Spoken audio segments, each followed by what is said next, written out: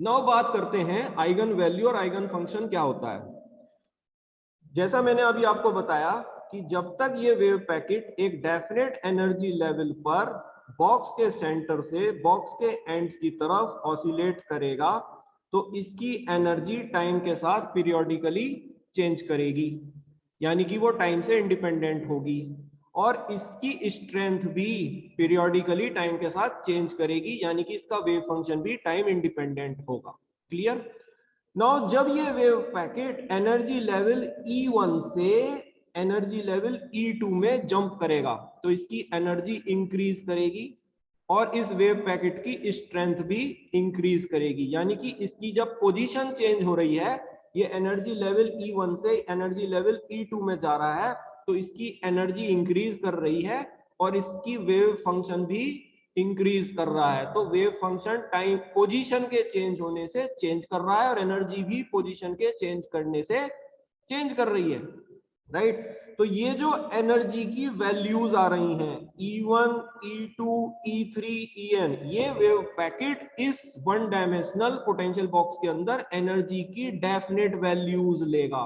जैसा मैंने आपको फर्स्ट जब ये यूनिट शुरू हुआ था तो आपको क्लासिकल मैकेनिक्स और क्वांटम मैकेनिक्स में डिफरेंस बताया था। क्वांटम मैकेनिक्स एनर्जी को क्वांटाइज्ड मानती है, तो ये क्वांटाइजेशन कह रही है कि ये या तो E1 लेगा या E2 लेगा या E3 लेगा या E4 लेगा या En लेगा, तो it will have n energy levels. Now her energy level की जो ये एनर्जी आ रही हैं E1, E2, E3, En, right, इसको आइगन वैल्यूज कहते हैं। ये आइगन वैल्यू इस फॉर्मूले से दी जाएगी। ये फॉर्मूला हमें इसके लॉन्ग आंसर क्वेश्चन में डिराइव करना होगा, right? It is given by n square h square upon 8ml square. ये जो h है ये प्लैंक्स कांस्टेंट है, ये n जो है ये एनर्जी लेवल है, first energy level, second energy level, उसके लिए 1 2 3 इस तरह रखेंगे n की वैल्यू। m जो है मास ऑफ पार्टिकल है और l जो है इस बॉक्स की विड्थ है, राइट? तो इसको h क्रॉस में भी हम ऐसे लिख सकते हैं n square pi square upon pi square h cross square upon 2ml square. लेकिन आप h क्रॉस वाले फॉर्मूले में ना देके इसको इस वाले फॉर्मूले में एग्जाम में याद करना है, h वाले फॉर्म में, क्योंकि h वाले फॉर्म में लिखना ज्यादा आसान है। क्लियर? तो ये यहां से आप एक बात को जरा देखो, अगर मैं n की वैल्यू 1 रखता हूं तो ये बनेगा 1 स्क्वायर, ठीक है? तो ये मेरा फर्स्ट एनर्जी लेवल आएगा E1, उसके लिए क्या बनेगी value h square upon 8ml square, ठीक? अगर मैं सेकंड एनर्जी लेवल के लिए n को 2 रखता हूं तो ये क्या बनेगा 2 स्क्वायर, 2 स्क्वायर 4, ठीक? तो ये सेकंड एनर्जी लेवल के लिए क्या बनेगा 4h square upon 8ml square. अगर मैं n को 3 रखता हूं तो बेटा क्या बनेगा ये 3 square 9h square upon 8ml square. ये मेरी एनर्जी लेवल 3 आ रही है। तो इस तरह हम एनर्जी लेवल एनर्जी वैल्यूज को निकाल सकते हैं और इन एनर्जी वैल्यूज को आइगन वैल्यूज कहते हैं। सर नाउ एमएल क्या है यो? क्या चीज? सर एमएल क्या है? एमएल? m है मास ऑफ द पार्टिकल और l है विड्थ ऑफ द बॉक्स, इस बॉक्स की विड्थ। क्लियर?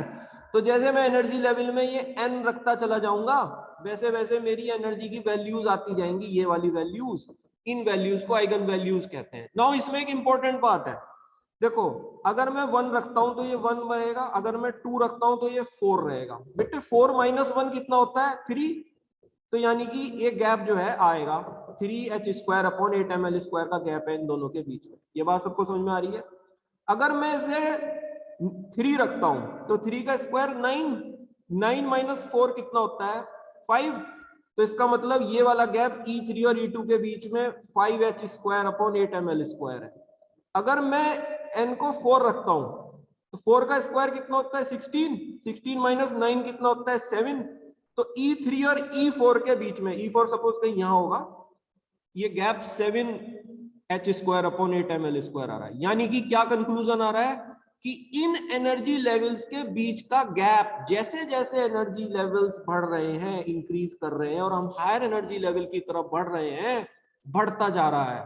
तो E1 E2 के बीच में सबसे कम गैप होता है, E2 E3 के बीच में गैप और बढ़ गया है, E3 E4 के बीच में गैप और बढ़ गया है, E4 E5 के बीच गैप और बढ़ जाएगा, एंड सो ऑन। ठीक, तो हमारी एनर्जी कैसी है, नेचर कैसी है वन डायमेंशनल बॉक्स में एनर्जी की, वो डिस्क्रीट है क्योंकि वो निश्चित वैल्यू रख रही है, वो क्वांटाइज्ड है, डिस्क्रीट है, और वो नॉन इक्विस्पेस्ड है। नॉन इक्विस्पेस्ड का मतलब होता है कि इन एनर्जी लेवल्स के बीच की जो गैप है, एनर्जी गैप, वो नॉट इक्वल है, वो हायर एनर्जी लेवल्स की तरफ कंटिन्यूअसली बढ़ता जा रहा है। एक तो ये बात आप देख रहे हैं, ठीक है। दूसरी बात, जैसे मैंने बताया कि जब ये wave packet energy level E2 से E1 से E2 में जाएगा तो इसकी एनर्जी इंक्रीज करेगी पोजीशन के चेंज करने से, और इसी प्रकार से इस वेव पैकेट की स्ट्रेंथ भी चेंज करेगी पोजीशन के चेंज करने से। नाउ हर एनर्जी लेवल के कॉरस्पॉन्डिंग जो ये वेव फंक्शंस की वैल्यू आ रही है, psi1, psi2, psi3, psi n so on, ठीक है, इन वैल्यूज को आइगन फंक्शन कहते हैं। इन वैल्यूज को हम आइगन फंक्शन कहते हैं। तो हर आइगन वैल्यू के कॉरस्पॉन्डिंग एक आइगन फंक्शन होता है, और अगर कोई इस 1D बॉक्स में अगर जानी भाई म्यूट कर लो अपना, म्यूट कर ले, इसको आप म्यूट कर लिया कीजिए, ठीक है। यस, तो अगर हम कोई ये हर आइगन वैल्यू के कॉरस्पॉन्डिंग एक आइगन फंक्शन होगा, जैसे कि ये n आइगन वैल्यूज हैं तो इसमें n आइगन फंक्शंस होंगे। क्लियर हो रही है बात? आइगन फंक्शन क्यों बन रहा है, बात समझ में आ रही है? क्योंकि पोजीशन के चेंज करने से एनर्जी चेंज हो रही है, तो नई वैल्यूज एनर्जी की मिलती जा रही है, और वेव पैकेट की स्ट्रेंथ भी चेंज हो रही है, तो नई स्ट्रेंथ मिलने से नया वेव फंक्शन उसको हर लेवल पर मिलता जा रहा है। तो इन फंक्शंस के समूहों को आइगन फंक्शन कहते हैं।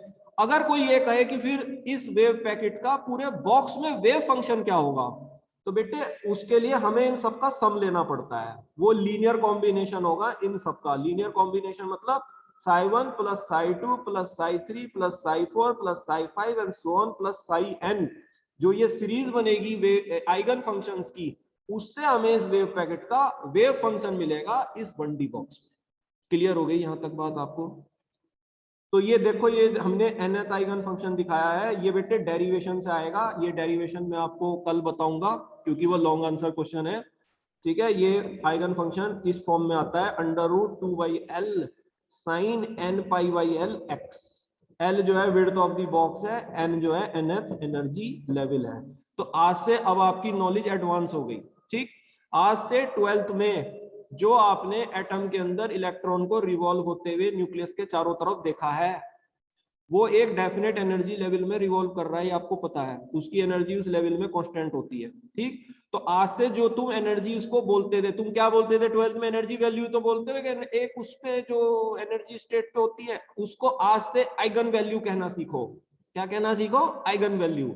वो जितनी वैल्यूज इलेक्ट्रॉन लेता जा रहा है डिफरेंट एनर्जी ऑर्बिट्स में, वो सारी आइगन वैल्यू है, और हर ऑर्बिट के में जो उसका एसोसिएटेड वेव फंक्शन है उसको आइगन फंक्शन कहते हैं। तो फर्स्ट एनर्जी लेवल में अलग आइगन वैल्यू है, अलग आइगन फंक्शन है, सेकंड एनर्जी लेवल में अलग आइगन वैल्यू है, अलग आइगन फंक्शन है, एंड सो ऑन। जितने लेवल्स एटम के अंदर होंगे उतनी एनर्जी लेवल्स, उतने आइगन फंक्शंस। और अगर कोई एटम के अंदर इलेक्ट्रॉन का वेव फंक्शन पूछेगा तो इन आइगन फंक्शन का हमें सम करना पड़ेगा, उससे हमें इलेक्ट्रॉन का वेव फंक्शन एटम के लिए मिलेगा। नाउ ये वेव फंक्शन जब तक इलेक्ट्रॉन एटम में है नॉर्मलाइज्ड होगा क्योंकि वो 100% प्रोबेबिलिटी रखता है, लेकिन न्यूक्लियस के लिए वो ऑर्थोगोनल होगा क्योंकि न्यूक्लियस में वो होता नहीं है। और अगर कोई बिटवीन द स्टेट्स पूछेगा तो वो ऑर्थो नॉर्मल होगा। अब देखो इसी वेव पैकेट के अगर मैं बात करूं, जैसा मैं अभी आपको पीछे बता के आया हूं कि जब अगर किनारे की बात करेंगे या आउटसाइड दी बॉक्स बात करेंगे तो इस वेव पैकेट का वेव फंक्शन ऑर्थोगोनल होगा। अगर बॉक्स के अंदर की बात करेंगे तो इस वेव पैकेट का वेव फंक्शन नॉर्मलाइज्ड होगा। और अगर सपोज कोई कहे कि भाई 0.04L से 0.05L के बीच में निकालो, ऐसा कोई कह सकता है? 0.04L तो मतलब मैं कहाँ कह रहा हूँ? बॉक्स के सेंटर की बात कह रहा हूँ, करीब करीब 0.04L से 0.6L के बीच में निकालो, कोई रीजन दे दिया तो बेटे वहां क्या होगा? इसका नाम ऑर्थोनॉर्मल। क्योंकि ऐसा हो सकता है ये 0.4L से कम हो, और ऐसा भी हो सकता है 0.6L से ज्यादा हो। अगर आपको 0.4L से 0.6L के कोई बीच में पूछ रहा है तो इसकी प्रोबेबिलिटी 0 से 1 के बीच में होगी, तो वो कैसा वेव फंक्शन कहलाएगा? ऑर्थोनॉर्मल। क्लियर? तो इस वेव पैकेट को ढूंढे जाने की प्रोबेबिलिटी सेंटर पर मैक्सिमम होती है, यानी कि 0.5 L पर इसकी प्रोबेबिलिटी मैक्सिमम होगी। और जैसे जैसे ये किनारों की तरफ बढ़ेगा दोनों तरफ, इसकी प्रोबेबिलिटी घटेगी, इसकी एनर्जी घटेगी, इसकी स्ट्रेंथ घटेगी, और किनारे तक जाते हुए इसकी एनर्जी, पोटेंशियल एनर्जी क्या हो जाएगी, क्योंकि पोटेंशियल एनर्जी इसकी जीरो है, तो किनारे तक जाते हुए इसकी एनर्जी जीरो हो जाएगी और इसका वेव फंक्शन जीरो हो जाएगा। और इसी वजह से हम यहाँ पर पोटेंशियल को इन्फिनिटी लेते हैं, और इसी वजह से ये ऐसे ऐसे बनाया गया है कुआं। ये कुआं है, कुआं, वेल, ठीक है। कैसा वेल है? Infinite well. आई होप आपको ये बात, प्रॉब्लम बिल्कुल समझ में आ चुकी है, ठीक है। आपको ये भी पता चल चुका है कि किनारे पर वेव फंक्शन क्यों एग्जिस्ट नहीं करेगा, ठीक है, क्योंकि इसकी पोटेंशियल एनर्जी किनारे पर, पूरे बॉक्स में जीरो है, और किनारे पर हम जब कोई एसएचएम करता है तो पोटेंशियल एनर्जी को किनारे पर मैक्सिमम मानते हैं। ये बेसिक बात है जो आप स्कूल से सीखे हुए हो, लेकिन क्योंकि इसकी पोटेंशियल एनर्जी जीरो है और आप कह रहे हो किनारों पे मैक्सिमम होती है, तो जीरो है तो इसका मतलब ये किनारों पे नहीं होगा, तो एग्जिस्ट नहीं करेगा। तो साई को जीरो और वी को इन्फिनिटी लेंगे at the ends and outside the box. Clear है बात? Now you can write something. मैं कुछ लिखवा रहा हूं आपको, इसको आप लिख लीजिए।